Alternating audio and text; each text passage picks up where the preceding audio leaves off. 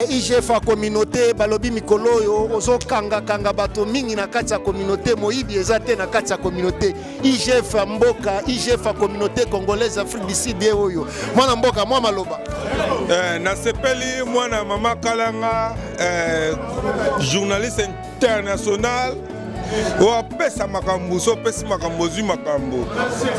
IGF a communauté James Kateta le big manager muto engajas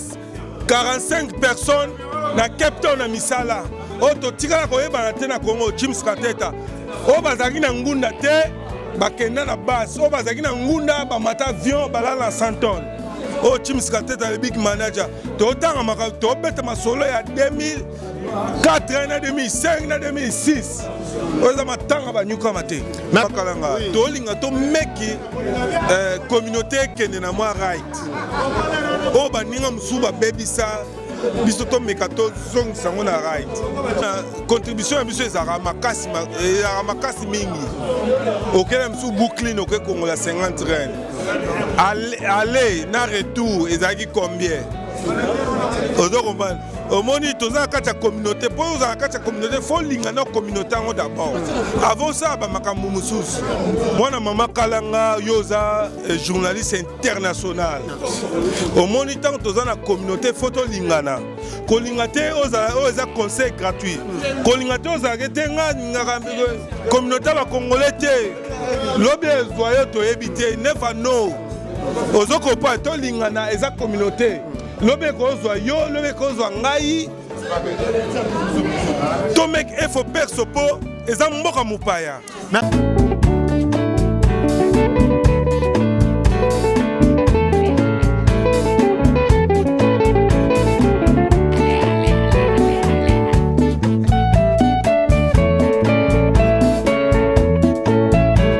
IGF a communauté balobi mikolo yo ozo kanga bato mingi na kati ya communauté moyibi ezate na kati ya communauté IGF mboka IGF a communauté congolaise Afrique du Sud oyo mwana mboka mwa maloba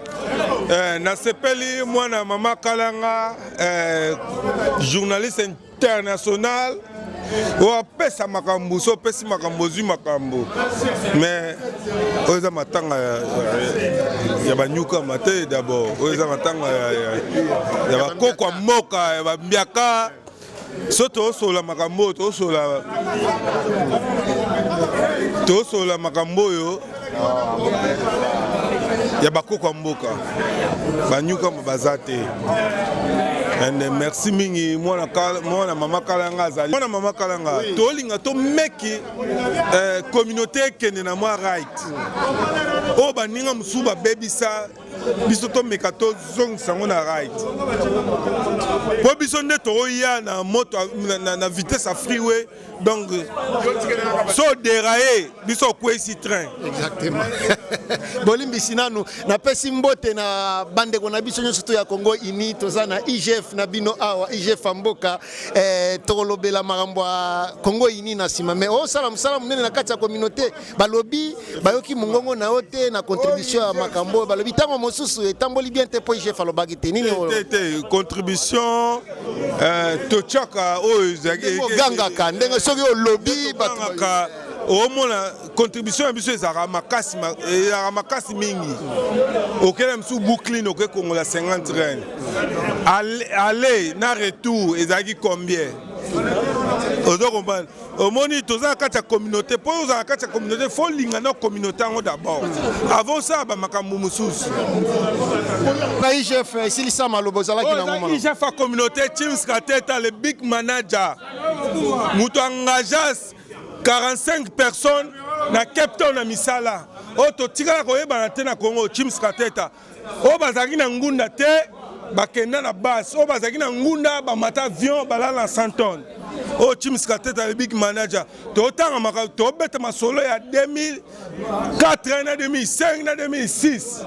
oza matanga ba nyuka mate. Merci mingi baike bana mboka ndenge boki mwana mboka lobi ezali matanga ba nyuka mate tozozo bambiaka bakokodiko kwa mboka oyo merci mwana mboka mwa liloba moko mibale so mwana mama Kalanga yoza journaliste international omoni tant toza na communauté photo lingana kolinga te oza conseil c'est gratuit. Kolingate ozagete nga communauté ba congolais te. Lobi ezoyo to ebité never know. Ozoko pa to lingana eza communauté. Lobi ko zo yo, lobi ko zo ngai. To make effort perso po eza mboka mupaya. Merci, merci, merci, Mimona Mboka.